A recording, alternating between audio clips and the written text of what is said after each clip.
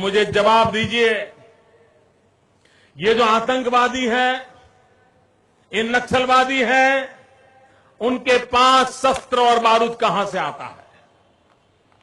वो तो विदेश की धरती से आता है और सीमाएं संपूर्ण रूप से आपके कब्जे में है।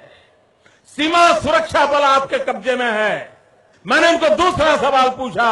हमने कहा आतंकवादियों के पास धन आता है, हवाले से आता है, पूरा मनी ट्रांजैक्शन का कारोबार भारत सरकार के कब्जे में है, आरबीआई के अंडर में है, बैंकों के माध्यम से होता है। क्या प्रधानमंत्री आप इतनी निगरानी नहीं रख सकते कि ये जो धन विदेश से आकर के आतंकवादियों के पास जाता है आपके हाथ में है, आप उसको क्यों नहीं रोकते हैं?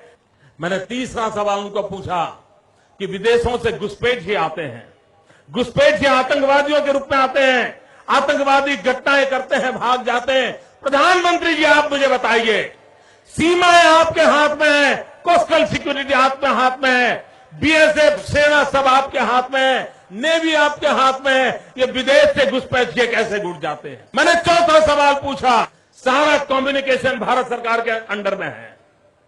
कोई भी अगर टेलीफोन पे बात करता है, ईमेल भेजता है, कोई भी कम्युनिकेशन करता है, भारत सरकार उसको इंटरप्ट कर सकती है।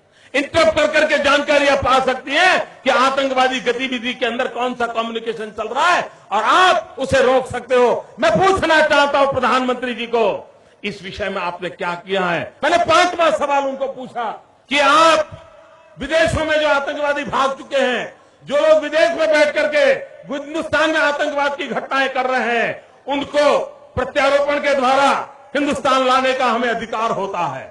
आपकी विदेश नीति में वो क्या ताकत है? एक बार इन पांचों चीजों पर कुछ करके दिखाइए, आतंकवाद जड़मूल से उखड़ जाएगा।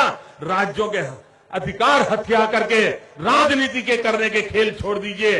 भाइयों बहनों, दिल्ली की सल्तनत के पास मेरे इन सवालों के जवाब नहीं है। दिल्ली की सरकार में वो सीना नहीं है, 46 इंच का सीना लगता है दोस्तों, तब जाकर